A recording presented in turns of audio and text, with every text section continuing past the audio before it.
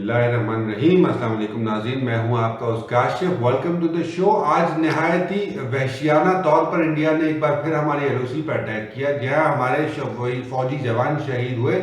और ये एक बड़ी ही अनफॉर्चुनेट सी बात है कि हमारे बावजूद इसके कि हमारे मियाँ साहब के एक बड़े अच्छे ज़ाती मरासिम हैं मोदी साहब से, लेकिन ये खामोशी जो है हमारी मिनिस्ट्रियों की और हमारी तरफ से एक हुकूमती खामोशी जो है वो एक बहुत तकलीफ दे अमल हो जाता है, ख़ास तौर पर लोगों के लिए।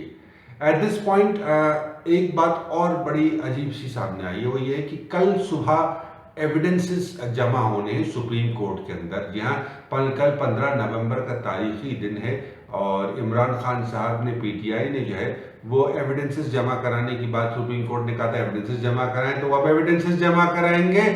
उस दूसरी तरफ उन्होंने अपना वकील सफाई भी चेंज कर लिया है मियाँ साहबान ने, और हुकूमत वक्त के वो कोई और बैरिस्टर साहब जो है वहाँ पर उनको रिप्रेजेंट करेंगे।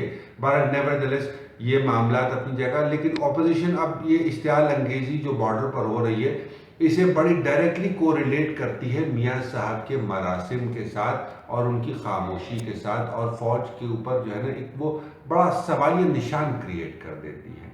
इस पॉइंट पे मेरी रिक्वेस्ट होगी जनरल आसिम बाजवा साहब से, हाल ही में उनकी सालगिरह गुजरी है, अल्लाह उन्हें दराज करे, लेकिन अगर क्या ही अफजल हो जाए कि वो बैठे और बैठ कर लोगों को एक ब्रीफिंग दें कि भाई इतने यहाँ पे शेल्स आए थे, हमने जवाबन ये किया और वहाँ पर ये नुकसानात हुए। क्योंकि हमारा मीडिया इस वक्त बड़ी डिसइंफॉर्मेशन फैलाने में मशगूल है, which is not healthy for the nation as a whole. रियासत के लिए और नेशन के लिए बहुत ही तकलीफ दे अमल है। फर्दर मोर आप चले जाएं जनाब, सीपैक खुल गया, जहाँ सीपैक पे नवाज शरीफ साहब ने फिर एक मरतबा इनॉग्रेशन फरमा दी।